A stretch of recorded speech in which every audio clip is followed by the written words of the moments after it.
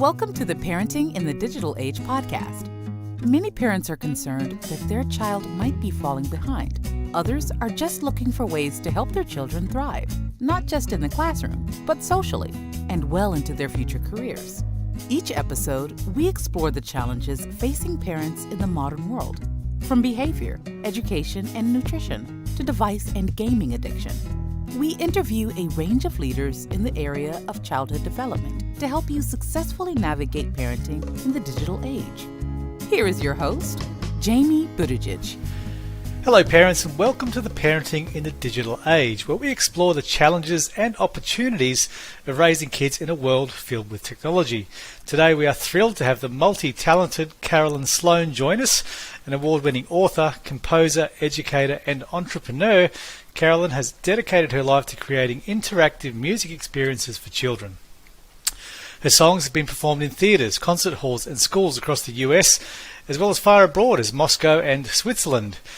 With her best-selling children's books, Welcome to the Symphony and Welcome to Jazz, she's introduced countless young minds to the world of music. Now with her latest project, called TeachMe TV, Carolyn aims to bring her passion for education and music to even more children around the world. So join us as we dive into her inspiring journey and learn more about her dedication to empowering children through education and the arts. Carolyn, welcome to the show. Please share with our listeners what you do and what you're passionate about. Thank you for having me, Jamie. I really appreciate it. It's wonderful to be able to speak with you and your listeners. As you were saying, I am passionate about education and about helping our youngest people on the planet to develop the skills, strategies, and talents that they will need to become lifelong learners and succeed both in school and in their lives. So I do this with a number of different ways. As you said, as an author, I write children's books. I want to inspire kids to learn about music, to love music, mainly as a way also to express themselves. I'm very passionate about having kids develop another voice, right? Their voice, their unique voice, a way to express themselves in the world, a way to feel heard, a way to feel seen. Also with education, I was a teacher for a long time, and I saw kids in the classroom really kind of get lost. And during the pandemic, we noticed that when kids were out of school, it was really difficult for them, and they fell behind. I don't know, in the United States, we're really kind of suffering with kids being like 35% below where they need to be in math, 25% below where they need to be in reading. And so I feel really passionately about giving kids the skills that they can access anywhere at any time, which is what gave me the idea to start TeachMe TV. Yeah, that's wonderful. And music can play such a powerful role in helping kids develop educationally and socially. I want to go back a little step, but were you a teacher first, a musician first? Where did your passion as an educator come from? Just talk me through that bit of back history. Sure. Well, I started as a musician really early on as a child. So, we all start with piano lessons, right, when we're little. And but it stuck with me, and I loved music. And I'm very fortunate because I grew up in New York City, and there's a school in New York City called the School of Performing Arts. And a lot of people know that as the FAME School. That's where I went to high school, and I really developed even more of a love for music and the performing arts. So I started as a musician. I was a kid performer at the age of 15 and 16, recorded an album with a group, and we went on the road. And then I went to school at New York University, graduated, and then continued to write music for advertising, television, for the theater.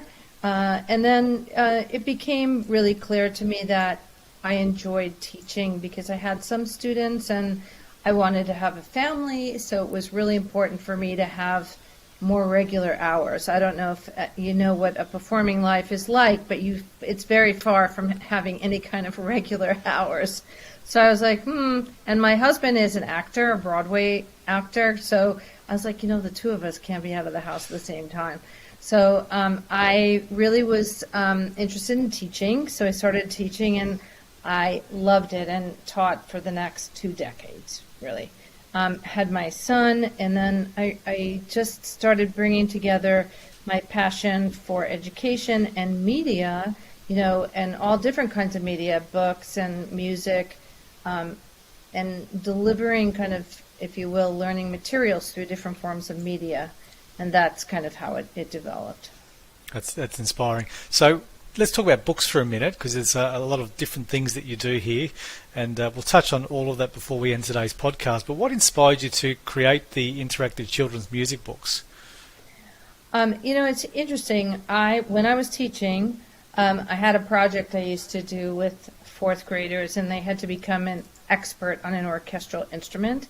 And I noticed that a lot of my students had never been to see or hear a symphony orchestra. And I thought, how is that possible? We live in New York City. It's not like there's a shortage of cultural activities here. So I said, the thing to do maybe is to put a concert in a book. Let's see if we can do that. And so I started thinking, we have wonderful technology. And this was back in 2012, I guess, when I first had this idea, or 2010. And I shopped that idea around for a little while. And finally in 2012, Workman Publishing bought that idea, and we published Welcome to the Symphony, and it came out in 2015. And that's how I started, because I saw a need. There was a real need. Whether it was because parents didn't think their children would like the symphony, or they didn't have the means, or whatever the reason was, I said, well, let's make it more accessible. So we use a sound panel on the side of the books to kind of exemplify or make concrete the concepts that we talk about in the book. And so if I'm talking about a melody, or I'm talking about the French horn, you get to hear the melody played on the French horn, so that it's very concrete and very immediate, right? So that's how that came about. Fantastic. And so how do you think introducing children to, say, classical and or jazz can impact their development and creativity? Oh, in so many ways, Jamie. First, music is just a wonderful thing for us. It kind of stimulates the brain in ways that literally can create neural pathways where there were none before. So especially when you're actively involved in music and playing music, there are these little pathways in the brain and all these connections, and music has been proven to actually create more of these connections in the brain. But music is just, as I was saying before, just a wonderful thing for self-expression, and it brings such joy. Let's just remember that music is a joyful thing. No matter what kind of music you like to listen to, it's capable of changing your mood. It's capable of calming you down. It's capable of just getting you focused, right? So there's just so many beautiful things about music.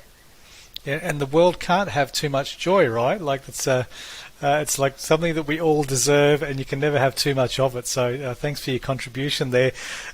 You've got another book called Finding Your Voice, and you explore this idea that everyone can sing if they're courageous enough, and that has quite a powerful meaning there, and I think an important lesson for kids. Talk us a bit through that. Yes, Finding Your Voice started out really as a voice training book, because I had a large vocal studio years ago where I was teaching both children and adults. And, I had said to someone kind of like offhandedly on a lark that, when I'm 80 years old, someday I'm going to write a book about how singing is a lot like living, and that the principles that govern living a good life are really the same as learning how to sing. And I just kind of said that to somebody offhandedly, and then the next thing I knew, someone was calling me about, well, do you want to write a book about this now? Because we really like the idea. And I was like, wait, how did this happen? But so Finding Your Voice is all about being a warrior, a scientist, a detective, and a spiritual master. It's about combining all these different qualities. to find this strength and balance in yourself, to be able to express yourself, to voice your truth. And while I didn't necessarily, and I don't necessarily use those terms when I teach young children, but I encourage those qualities as I do, because let's face it, a lot of people, some people will only sing in the shower, right? It takes a lot of courage to express yourself and let yourself go like that. And really, you can't hold back when you sing. You can only sing the truth. So that's kind of what I mean also by a spiritual master. Like, you have to let it go, excuse me, and just be who you are. And that's kind of scary for a lot of people. It can be very intimidating. Yeah. So, as an advocate for lifelong learning, you're a teacher, you're an educator and a musician. What practical tips could you give to parents for, encouraging them to learn together? How can families and children all learn together?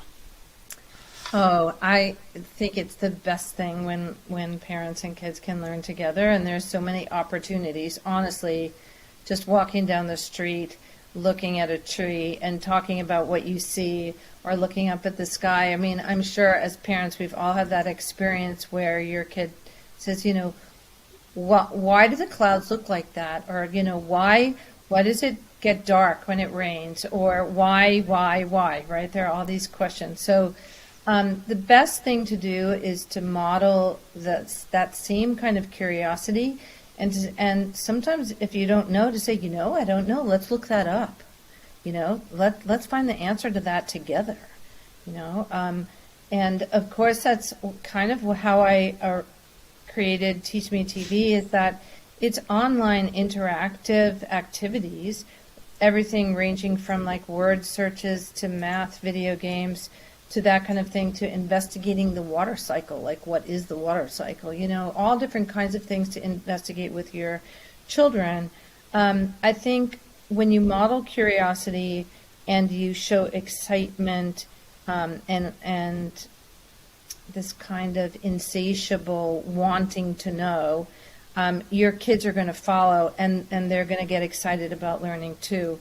So anything from looking something up to let's draw a picture of what we saw, or, let's go out into the yard and look under rocks and see how many worms we find, or are there any worms in our soil, or how do we make compost? Like, how are we going to make the soil better? Or do you have any ideas for, how are we going to save water? Or, there's a million things we can do with our kids, depending upon their age. And when they get older, we can ask them for their suggestions. I think that's what we forget, that kids have their own innate wisdom, and it's really important to kind of treat them that way, even when they're 3 and 4 years old, to realize that they have this wonderful innate intelligence and creativity, and we can learn from them. And sometimes kids can ask the best questions, right? I mean, their why questioning sometimes one of the most powerful questions if we treat them a little bit more seriously as parents. Absolutely. And so, Carolyn, go ahead. No, all I was going to say is that if we don't know, I know that a lot of parents feel a lot of pressure to always have the answer. But as you were saying, kids ask the greatest questions. And so sometimes it's okay to not have the answer and to try to search it or find it with them. Yeah. Yeah, and that teaches them that whole honesty and integrity and authenticity. It is okay not to know. So you started to touch on TeachMe TV, which is your new online learning platform for kids. So just tell us a little bit more about that. Like, what inspired you to create it, and how can parents access that? Sure. Well, as the digital age is upon us and has been for quite some time, I feel that, and I've noticed parents, a lot of them are very wary of screens. And I think to that point, I would be too. There's a lot of stuff that we don't want our kids to see or encounter, and that makes a lot of sense.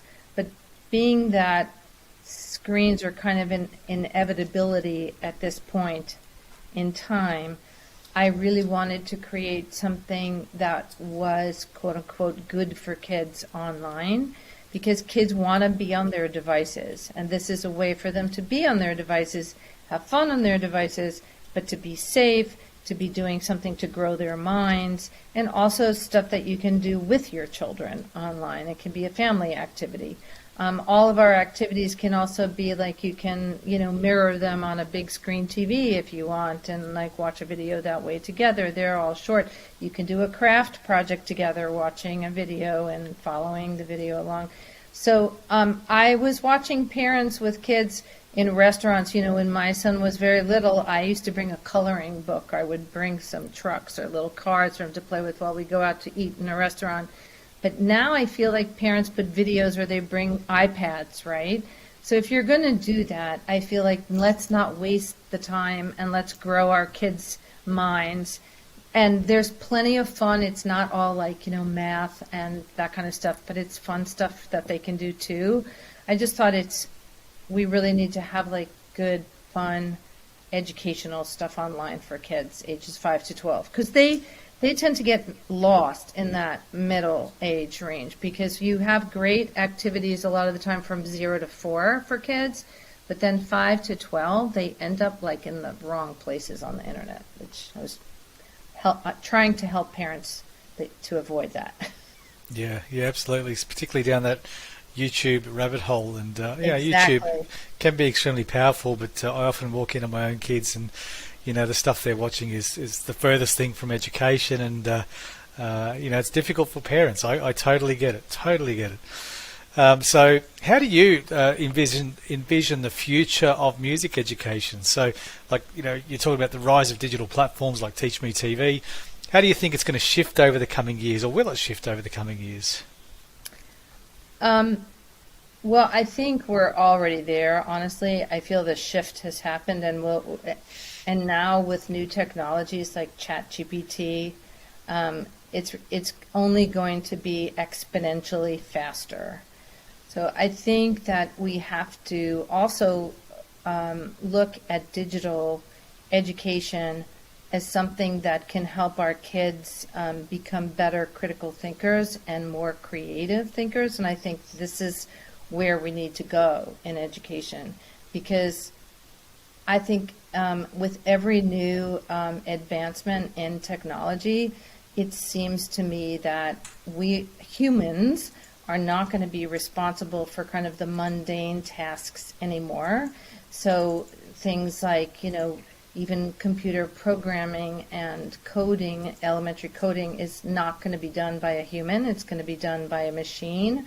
And I not to alarm anyone, but I really think we need to develop creativity, collaborative thinkers, creative thinkers, and I think the paradigm has already shifted.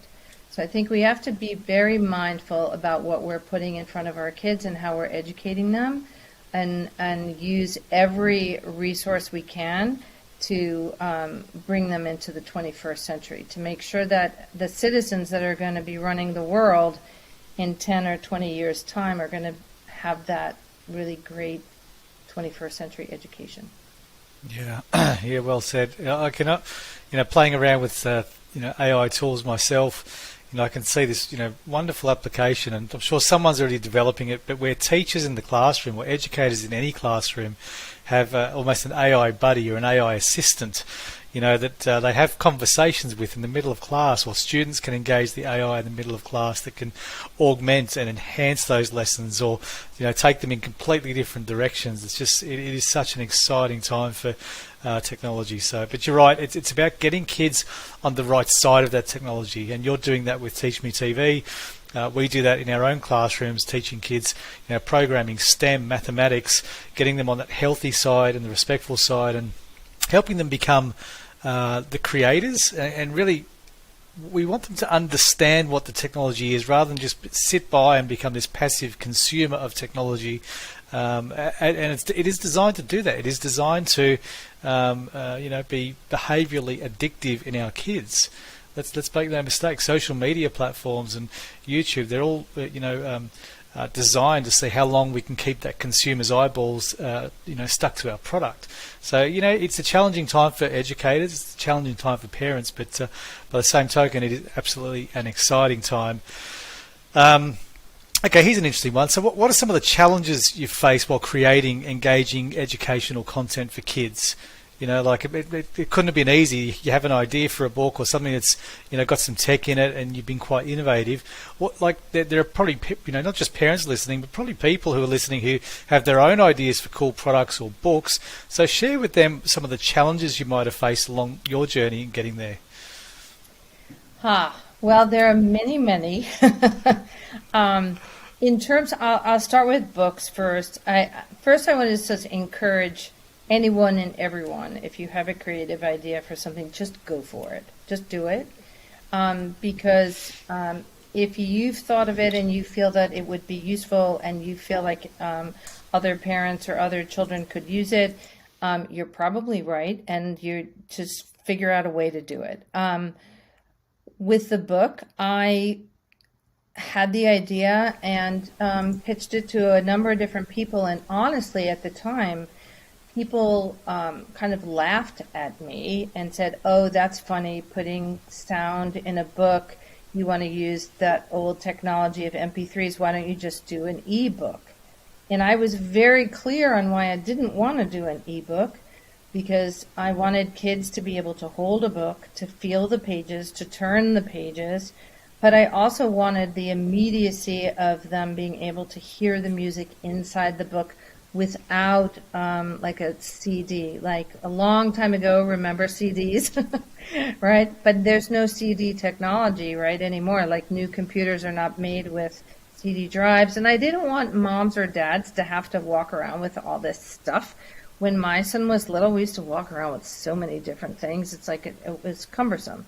So the challenge was to convince publishers the value of this particular series of books, and that it was worthwhile to have the music in the book, not just with a CD. Like, I didn't want an extra thing. I was like, no, CDs get lost. The sound has to be in the book. And quite honestly, 2 years it took me to find the right publisher, of going in and having meetings with people, and a lot of people kind of thought it was silly and didn't want to take it on. And then luckily, Workman Publishing was fabulous, and they were like, yeah, I like this idea. And they did it, and truthfully, in the first 2 months of the book coming out, the first printing was sold, and they had to order another one. So obviously, we had hit on something, but it took a long time. It was very challenging to convince somebody of the value of your vision. I think it's always really difficult if you're really innovating and something is new and people don't understand what you're talking about, and the challenge is trying to make it real enough for that other person or those for them to be able to see your vision too. And I think that's a big challenge. The other challenge is just, when you're making things and you're creating things, it takes a lot of courage to kind of see your vision through to the end.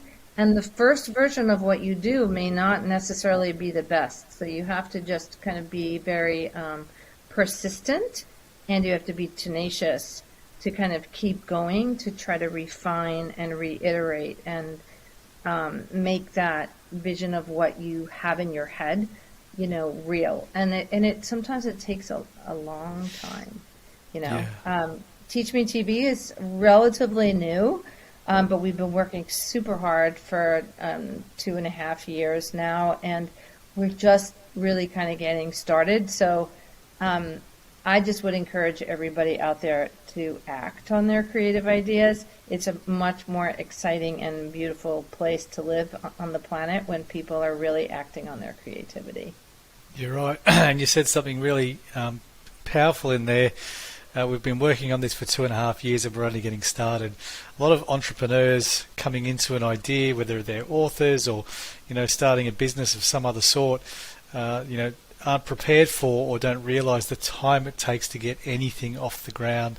and the finance and capital, of course. But you've got to have this unwavering belief in yourself. You've got to have this unwavering belief in your product, and just get through it. But it does take some time, and I commend you for that, because you are now impacting many kids and families around the world through your books and through your platform.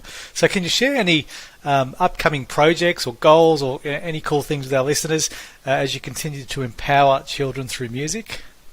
Sure. I have a new book coming out. It's part of the third book in the series of the Welcome to series. It's Welcome to the Opera.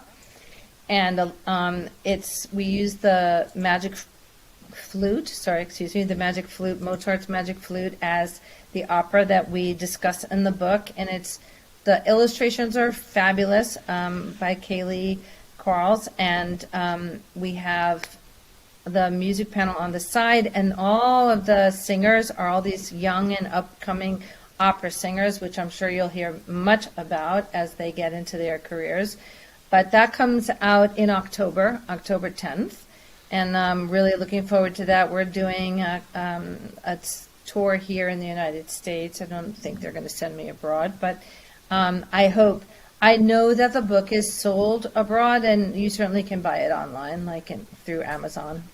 And then TeachMe TV is an ongoing project, and we're always having new series. So now we are doing a series called Kids Teaching Kids, and they're short videos of kids sharing their passions with other kids. And so we have kids as young as 6 sharing their passions for making their own doll clothes, or science experiments that they love to do. We have kids who love martial arts, and then they teach other kids moves in martial arts. And then we have fun science with Sanvi. We have all different kinds of subjects, and kids sharing their passions, because peer-to-peer learning is also very powerful. So we try to show kids doing great things. And now we're starting a math series where kids can watch other kids solve math problems. So you may have a problem, say it's an order of operations problem, but you'll have 2 kids solving the same problem but 2 different ways. We want to try to show children and students and parents that problems can be solved in multiple ways. There's not one right way necessarily to solve a problem, and that we should always experiment with different ways to solve problems. And that's part of this creativity mission that I'm on, that we all have this wonderful, unique way of thinking, and we should celebrate that. That is so impactful. Kids teaching kids, one of the best skills I think any parent or any educator can incorporate into their routine. We see in our classrooms, kids helping other kids with coding problems or, maths problems. And to me, that's more powerful than, learning the coding itself, right? It's more powerful than the curriculum, in my view, teaching these kids to help others, lead others, work in teams, collaborate. Man, they're powerful skills. So well done on that idea. That's really impactful. Thank you. So a fun question we like to ask all of our guests as we wind up the podcast is, if you could go back in time. Before we go back in time, your Welcome to series, I want to see Welcome to the Memphis Blues. I want to see some blues in there, right? Yes. So just there you go. You can write one of those down the track. Anyway, I get off track. Let's get back in your time machine. Go back to your 10-year-old self. What is one piece of advice that Carolyn would give young Carolyn?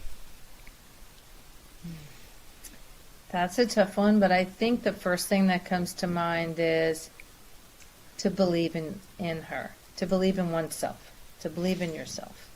Just trust yourself, believe in yourself, and know that you can follow that little voice inside of you that tells you, yes, you can. Because too often we give other people a lot of power. And there is that quiet voice inside all of us that really is our truth. And I think sometimes it's hard for us to listen to it, or trust it, or follow it. And I think I would really kind of encourage young Carolyn to trust that quiet voice. Indeed. Back yourself. Powerful words indeed. Where can listeners find you online, find your books, TeachMe TV? How can we get in contact with your ecosystem of awesomeness? Sure. TeachMe TV is online. It's www.teachmetv.co. And you can find us. Just Google us, TeachMe TV. I am on Instagram at TeachMe TV. At C. Sloan Author or Carolyn Sloan Author on Instagram. I'm on Twitter as C. Sloan Author and also at Carolyn Sloan at TeachMe TV. So it's not hard to find me. Good, Carolyn. We'll put some of those links in the show notes below. Thanks for your time, your generosity, your impact. We really love hearing some of the cool things that you're doing, and hope we cross paths again soon. Well, thank you. It was wonderful to talk to you, Jamie. Thank you for having me. Thanks again. Bye for now. Bye. If you enjoyed the show, please connect with Jamie on LinkedIn or Instagram. You'll find links in the podcast description.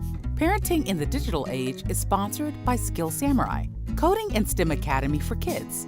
Skill Samurai offers after-school coding classes and holiday programs to help kids thrive academically and socially while preparing them for the careers of the future.